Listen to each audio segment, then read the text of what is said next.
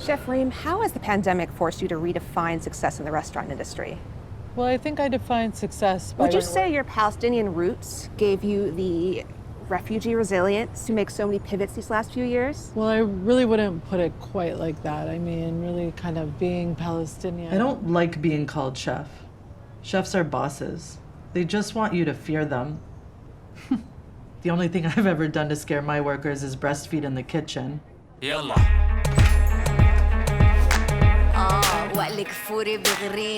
I didn't even want a restaurant.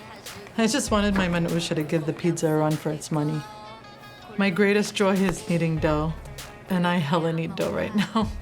Shit would be easy if I was a trust fund baby like those famous white chefs on Netflix.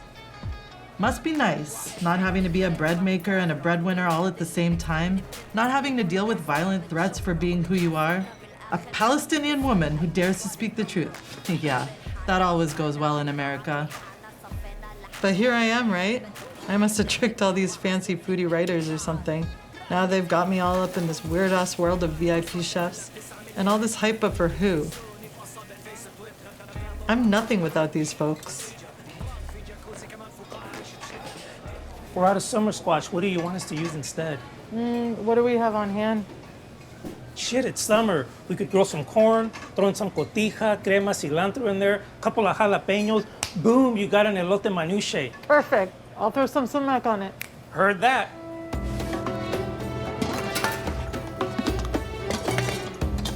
How come we're around food all day long, but restaurant workers are some of the hungriest people I know? I mean, how was Tomas supposed to feed his kids off of $8 an hour at his last job? He barely had enough to feed himself. And Kendra, she worked 10 years without a single sick day because her famous Michelin star chef didn't know how to run his kitchen without her. I try to make sure that never happens here. But I'm not gonna lie, that shit is hard. How do you pay everyone well without pricing out your own people? Especially when your landlord keeps raising the rent on you like you're some millionaire techie? From the outside, everyone thinks that we're all good, that I'm all good. What am I supposed to say, that I'm miserable? That I feel alone? Working 16-hour days, getting oven burns up and down my body while my baby boy hardly knows me? Everyone keeps calling me a success, but I feel like a failure.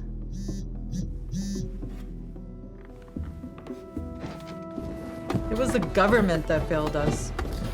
When the virus hit, they just left us out here exposed to die like the Hunger Games. And for what? To be stuck on a gerbil wheel going nowhere?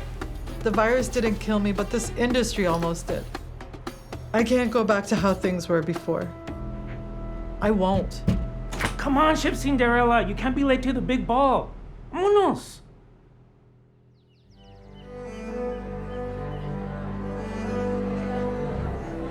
The prestigious Chefs Institute of America. Finally, a Palestinian infiltrating the CIA. She is a visionary, a culinary connector. On behalf of the board and with a special thanks to our corporate sponsor, DoorDash, I am proud to present this year's Rising Star Chef of the Year Award to Reem Assil.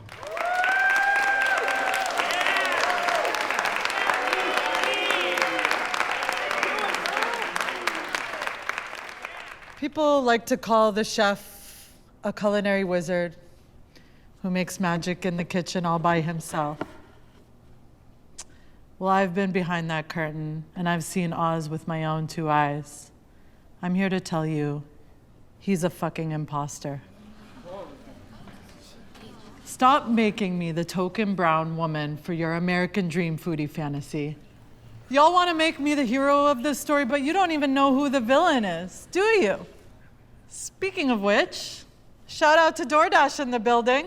I see you out here making us restaurants dependent on you when you make billions of dollars off our backs. I've been in an abusive relationship before. I know one when I see it. And what up, big restaurant corporations? You got us small business owners pitted against our workers when really all we're just fighting for are crumbs. Meanwhile, you got the big boys at Shake Shack and PF Chang's taking all the PPP money, hogging the whole fucking pie. I mean, shit, I bake pies. Pie is meant to be shared. So you want to redefine success in the restaurant industry? Well, so do I. We're going to be a worker-owned co-op. No more almighty chefs, no more bullshit. Now, if you'll excuse me, I gotta go. My co-owners are working on a recipe for mhalabia custard that puts your creme brulee to fucking shame. واقف عند الحيط ما بتحرق بتنتقد اللي بتغني بتنتقد اللي برقص ضابط جمرك بتحسبنا بالاخر بلا ما تسأل اي مشوار بنمرق واحنا بين حانا ومعنا هي ضاعت لحالنا صفينا لحالنا وطلعنا بلوش يا بندبك مع بعض يا بندبك ببعض